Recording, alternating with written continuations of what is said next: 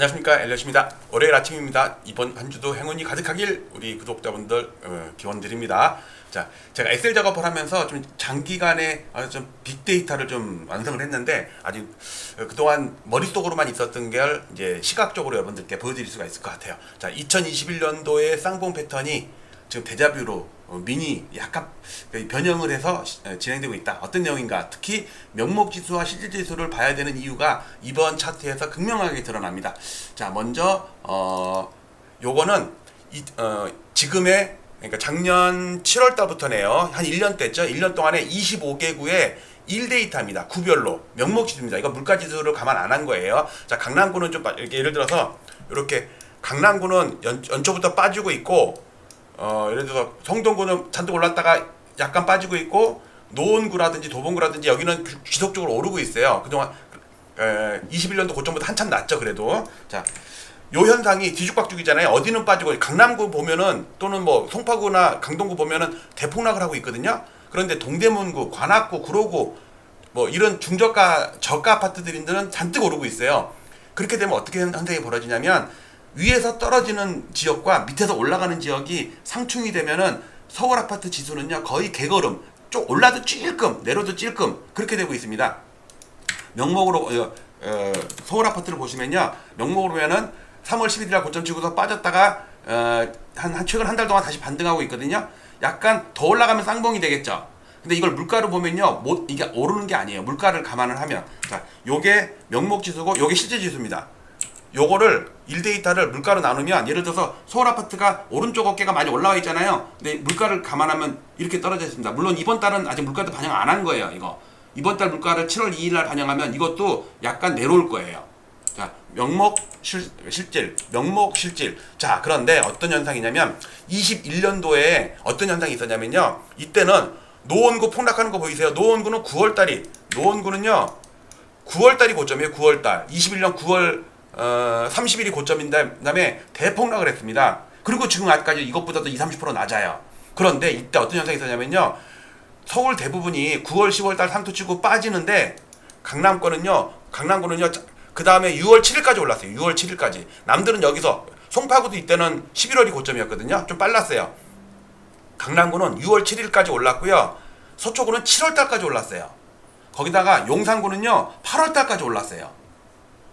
여기 이래 마포구만 해도 벌써 빠지는데, 동작구도 그렇고, 이 강서구도 보세요. 11월부터 대폭락을 하고 있었잖아요. 23년까지 빠졌잖아요. 그런데 몇 개 지역, 특히 대장주 고가 아파트들은 한 6개월에서 9개월까지 더 올랐어요. 그러면 어떻게 되겠어요? 서울 아파트가 이렇게 쌍봉이 된다고. 쌍봉.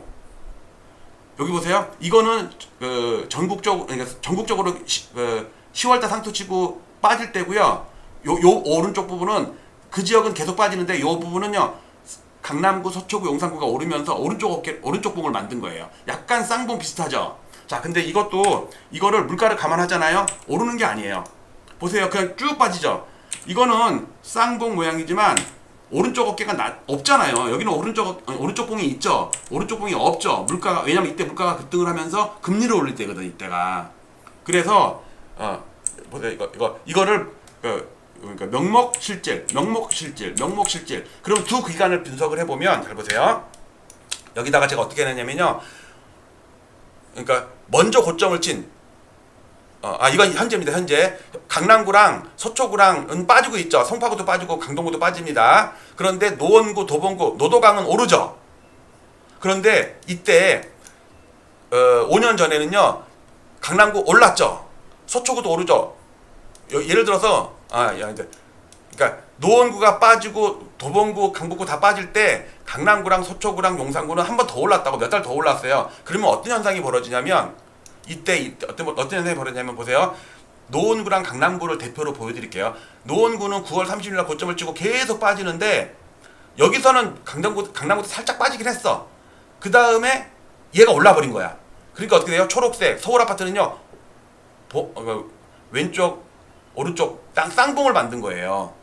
그러니까 먼저 왼쪽 봉우리를 고점 친 대부분의 그 지역과 강남 3구를 비롯한 그 용산구나 몇 군데 고가 아파트들을 비롯한 오른쪽 봉우리죠. 서초구는 7월달, 용산구는 8월달까지 올랐다니까. 여보세요. 어디 용산구는 8월달까지 올랐잖아요. 8월달까지. 강북구는 여기 그러니까 어떻게 돼요? 여기서 왼쪽 봉우리, 여기서 오른쪽 봉우리 만드니까 초록색이 이렇게 봉우리가 된 거예요. 자, 그러면 지금 상황을 비교를 해보면 보세요. 여기가 왼쪽 봉우리 할 수 있죠. 먼저 고점을 쳤죠. 근데 노원구는 아직도 오르죠. 도봉구도 아직도 오르죠. 강북도 아직도 오르죠. 한두 달 더 오를 수도 있겠죠. 그럼 어떻게 되냐면 잘 보세요.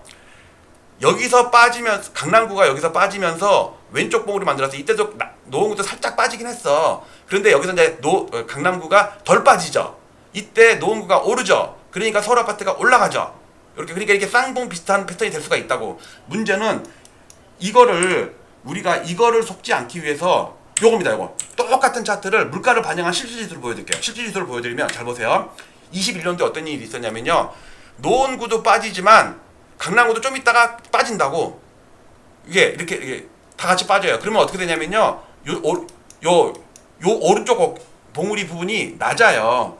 용산구도 아까는 8월달이 고점이었죠. 근데 물가를 나누면요. 오른 게 아니야. 이렇게 빠지고 있었다고. 물가를 나누면. 그러니까 어떻게 돼요? 오른쪽 봉우리가 없다고. 여기는 오른쪽 봉우리가 있죠. 초록색 보세요. 초록색. 근데 오른쪽 봉우리가 없다고요. 오른쪽에 여기가. 여기는 왼쪽 봉우리, 그러니까 왼쪽 봉우리, 오른쪽 봉우리 쌍봉이죠. 여기는 왼쪽 봉우리만 있고 오른쪽 봉우리가 스무딩 돼서 없어져 버렸어요. 약간 흔적만 남았어. 이거 뭐 때문에요? 물가 때문에요. 금리 때문에. 물가 금리. 그런데 지금도 보세요. 약간 쌍봉 패턴이라고 하지만 이게 오르는 게 아니라니까. 물가를 감안하면 이런데 이거 이번 달 물가 반영하면 이것도 확 낮아져요. 그러니까 쌍봉이 아니야. 여기서 보면 쌍봉 좀만 더 올라가면 쌍봉일 것 같지만 물가를 감안하면 쌍봉이 아니라 얘도 주저앉는다고. 이건 7월 2일 날 반영이 될 거예요. 그래서 이게 지금 우리가 명목으로 봤을 때는 쌍봉 패턴으로 올라가는 것처럼 그래도 고점은 3월 11일입니다. 그런데 물가를 감안하면 이렇게 됩니다. 이것도 이쪽 부분에 지금 6월달 부분에 아직 물가를 반영 안 했기 때문에 이렇게 오르고 있어요. 근데 노원구나 서울 대부분이 이번 달에 물가만큼 못 올라요 지금. 그러면은 얘가 옆으로 긴다는 얘기예요. 그럼 이게 쌍봉이 아니라고. 명목으로 볼 때는 쌍봉인데 실제로 보면 쌍봉이 아니라니까. 얘가 스무딩해서 오른쪽 오른쪽 봉우리가 안 보여요. 그래서 제가 2021년 쌍봉 패턴 대잡인데 이거를 파악할 수 있는 방법은 실질지수로 봐야 되는 거예요. 명목지수. 그러니까 실질지수를 보고 매매를 하는 게 아니라 시장의 변곡점, 시장의 강도, 추세 이런 거를 파악하기 위해서 실질지수로 보는 거예요. 이게 2007년 버블7 터질 때도 이 똑같은 현상이 벌어졌고요. 21년 방금 봤죠. 21년, 22년에 쌍봉 패턴일 때도 똑같이 쌍봉이 아닌 걸로 판명이 됐고 지금도 쌍봉이 아니라니까. 실질지수로 따지면 시장이 지금 되게 약화된 거예요. 그러면서 특징이 뭐예요? 거래가 줄어요. 이번 달 거래가 많이 줄고 있습니다. 다음 달은 더 줄 것 같아요. 그런데 이 고점 패턴이 2013년 박근혜 대통령 바닥 패턴 했을 때도 똑같이 거꾸로 나타났어요. 그거를 나중에 또 연구를 하도록 보여드릴게요. 자, 여러분들 좋아요 눌러주시고 여러 연구해갖고 여러분들이 보여드리는 게 맞고 틀리고는 뭐 그 다음에 판단을 해야 되는 거고 일단 이런 거 자꾸 시도를 해야 돼요. 이 시도를 할 수 있게끔 여러분들이 저를 도와주실 수 있는 방법은 좋아요 눌러주시고 퀴즈 낼게요. 자, 명목지수인 쌍봉 패턴일 것 같다가 아니 실질지수로 보니까 쌍봉 패턴이 아니다. 1번 아니다. 쌍봉 패턴은 또는 그걸 넘어서 추세적인 상승 패턴 2번 나는 했다 모르겠다 그냥 그런 거 귀찮고 그냥 엘리어 좋아 7번 이렇게 적어주시기 바랍니다. 마치도록 할게요. 또 뵙겠습니다. 부동산 일본처럼 될 가능성 높아. 폭탄 돌리기다. 대구에 가서도 일본처럼 잃어버린 30년이 될 것이다. 하우징 마켓이 티킹 밤이래요. 비즈니스 타임즈에 가서도 일본이 걸었던 길과 비슷한 길로 쳐내려가고 있다. 민간 신용이 피크 칠 때 206%였고요. 생산 가능 인구 비중이 피크 치고서요. 꺾이기 바로 직전이에요. 우리나라만 가계와 기업이 둘 다 100% 넘어버렸어요. 그래갖고 220%가 된 거예요. 우리나라가 앞으로 향후 이런 길을 겪을지 않을까. 일본은 91년이고요. 우리나라는 2021년이고 미국, 유럽은 2006년도예요. 그래서 대통령도 지금 잡지 않으면 일본처럼 일어설 수 없는 27일 후에 내각이 결성되자마자 이런 걸 발표합니다. 1990년 3월 27일인데 부동산 융자 총량 규제 627입니다. 날짜까지 똑같아요. 대출 총량 관리에 90년에 범죄와의 전쟁 들어보셨을 거예요. 노태우 대통령 때 일본에서 야쿠자와의 전쟁이 선포가 돼요. 야쿠자들이 일본의 부동산 법을 만드는데 야쿠자가 엄청 엄청난 기여를 했어요. 폭락할 때도 기여를 했어요. 폭력단 신법이라는 거를 해요. 근데 그 중에 하나가 부동산 고가 매입. 그러니까 이재명 대통령은 지금 노태우 대통령의 어떤 귀를 거의 그대로 따라가고 있다고 생각을 해요. 토지세를 그래서 처음으로 만드는데 우리나라에 종토세를 배워갔다고 나와요. 근데 지금 잘 보시면 보유세. 부동산 잡는 데는 보유세만큼 확실한 게 없거든요. 여기 보면요. BIS 8% 기준 이겁니다. 위험 가중치 RWA라고 해가지고 그 BIS의 분모가 RWA예요. 부동산값 30% 하락 유도. 그래서 지금 버블을 지금 미리 터뜨리려는 거거든요. 1주택업계 가격 파괴 돌풍 40% 내려. 이게 지금의 LH라고 생각을 해요. 35년 전의 쌍봉이 지금 우리나라 서울 아파트의 쌍봉과 상당히 비슷하. 그러면 우리가 6.27 대책 이후에 7개월 더 가면 고점이 몇 월 달이냐면 1월 달에 1월 달. 그러면 우리나라는 3월 달이다. 그런데 이재명 대통령이 1월 23일 날 트윗을 시작한 거예요. 3.27 대책 나오고 나서 주는데 10%, 6%, 3%, 0% 대출이 빵이 돼버린 거예요. 이게 회수도 같이 들어간 거거든요. 3.27 대책 때 총량 규제 딱 하니까 대출이 15%, 10%, 5%, 4% 빵.